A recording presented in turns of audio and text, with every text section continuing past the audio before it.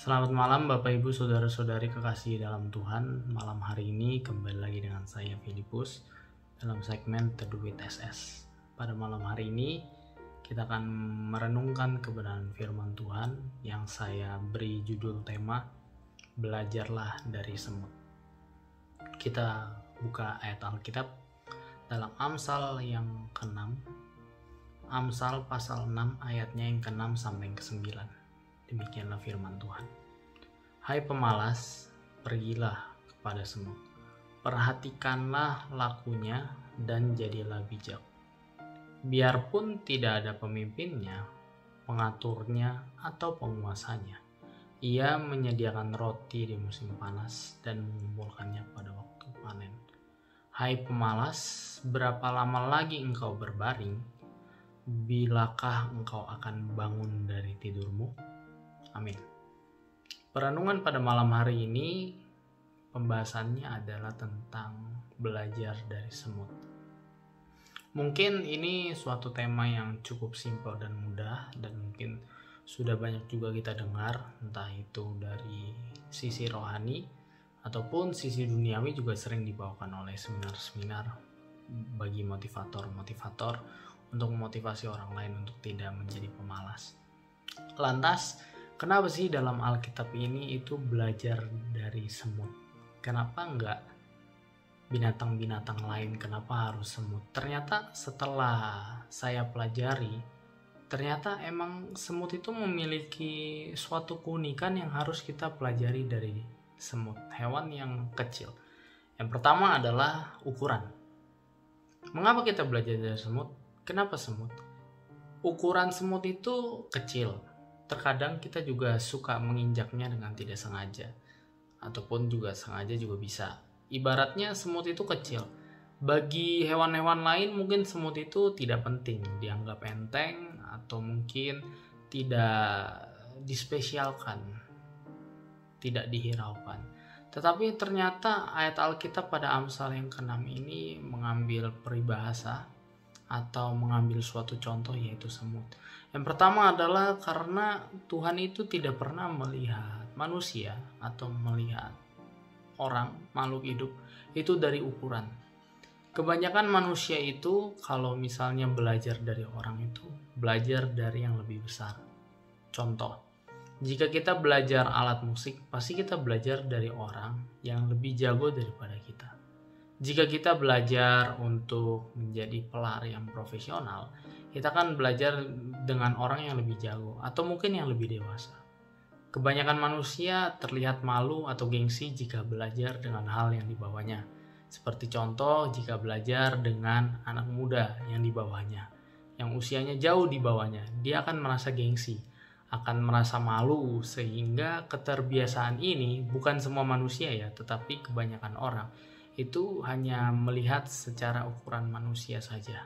Entah itu ukuran bisa diukur dari fisik, bisa juga dari kepintaran, ataupun juga bisa diukur dari pikiran akal logikanya. Jadi kerap kali mungkin kita suka menyepelekan orang. Jadi yang pertama, mengapa semut? Karena bagi Tuhan, Tuhan tidak pernah melihat ukuran. Jadi walaupun dianggap kecil sekalipun oleh manusia, tetapi jika memang dia bisa berdampak, maka Tuhan akan memperhitungkan hal tersebut. Yang kedua adalah mengapa semut? Karena semut itu tidak pernah mengenal kata menyerah. Coba kalian lihat sekeliling kalian. Ada semut pasti di rumah, Bapak Ibu Saudara-saudari. Coba ada semut yang lagi jalan.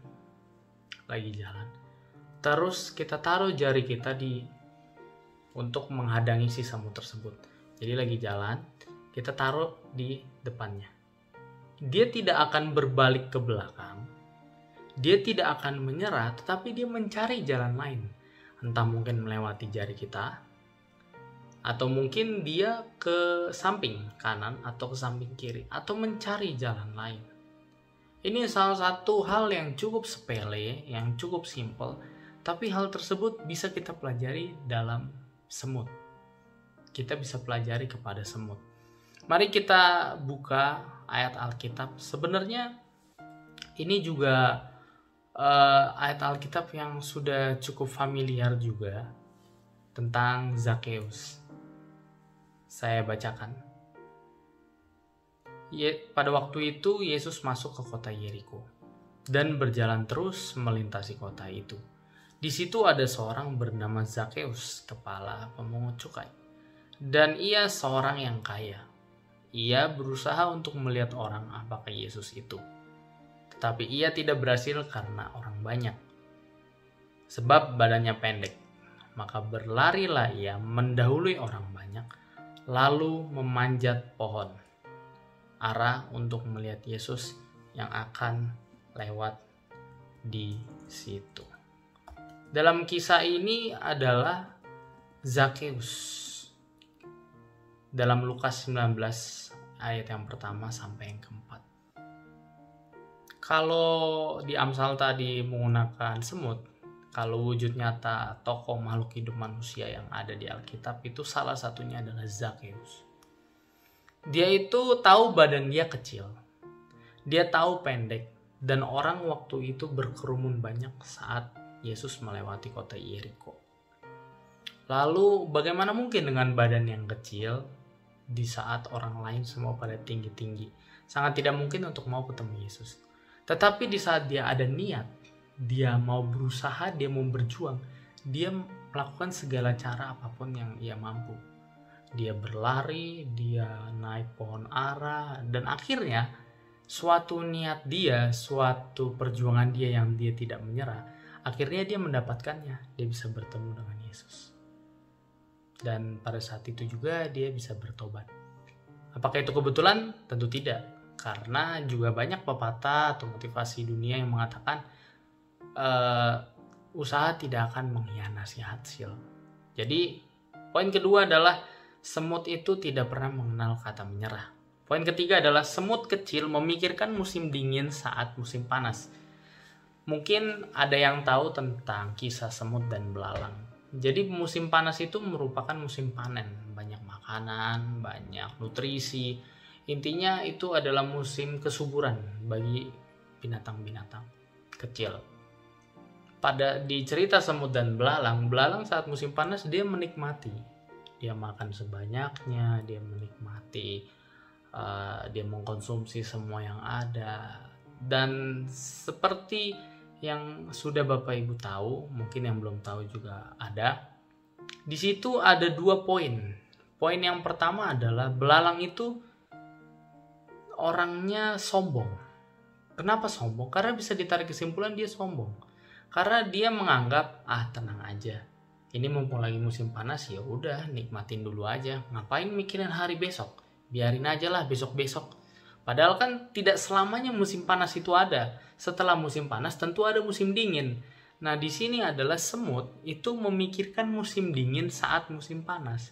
Jadi dia sudah berjaga-jaga. Dia mengumpulkan makanan sebanyak mungkin saat musim panas untuk menjadi persediaan pasokan dia di saat musim dingin nanti, di saat makanan sudah tidak ada. Kita ambil ayat dalam Yesaya 2 ayat yang ke-17. Manusia yang sombong akan ditundukkan dan orang yang angkuh akan direndahkan. Hanya Tuhan sajalah yang maha tinggi pada hari itu. Jadi manusia yang sombong itu akan ditundukkan dan angkuh akan direndahkan. Jadi kalau belajar dari kisah semut dan belalang ini, kita jangan seperti belalang. Kita jangan sombong. Mungkin ada Bapak Ibu Saudara yang sekarang merasa punya kekayaan, punya tahta, jabatan, dan lain sebagainya. Kita tidak perlu sombong. Kita tidak perlu bermegah, angkuh, dan lain sebagainya. Tapi justru kita harus bersyukur. Dan kita harus mempersiapkan hari-hari esok apabila kalau misalnya kekayaan kita dicabut atau diambil oleh Tuhan. Lalu juga Efesus 6 ayat 18 juga berkata, dalam segala doa dan permohonan berdoalah setiap waktu di dalam roh dan berjaga-jagalah di dalam doamu itu dengan permohonan yang tak putus-putus untuk segala orang kudus. Jadi yang pertama kita jangan sombong lewat kisah semut dan belalang. Yang kedua adalah kita harus tetap berjaga-jaga karena kita tidak tahu apa yang terjadi di hari esok. Lalu poin yang ketiga, kebalikannya, kalau tadi semut kecil itu memikirkan musim dingin saat musim panas. Jadi dia mengumpulkan makanan sebanyak-banyaknya untuk musim dingin. Yang ketiga ini adalah yang keempat ini adalah semut itu memikirkan musim panas saat musim dingin. kebalikannya juga sama, kita bisa belajar. Kenapa demikian? Musim dingin itu bagi semut itu identik dengan tidak ada makanan, tidak ada nutrisi, tidak baik lah. Ibaratnya kalau manusia itu adalah musim-musim pencobaan yang Tuhan izinkan terjadi dalam hidup kita. Untuk itu, kerap kali manusia hanya berfokus kepada masalahnya. Nah, itu yang harus kita koreksi dan kita harus ubah. Supaya apa? Supaya kita tidak berfokus pada masalah, tapi kita berfokus bahwa setelah masalah itu pasti ada maksud Tuhan. Setelah hujan ada pelangi, setelah masalah ada maksud Tuhan tertentu untuk menjadikan diri kita menjadi lebih baik. Mazmur 138 ayat yang ke-7 berkata, "Jika aku berada dalam kesesakan, Engkau mempertahankan hidupku. Terhadap amarah musuhku, Engkau mengulurkan tanganmu dan tangan kananmu menyelamatkan aku." Jadi kalau sekarang kita lagi di musim dingin, kita jangan berfokus kepada masalah kita. Kalau kita lagi ada masalah, pencobaan dan lain sebagainya, kita jangan berfokus pada itu.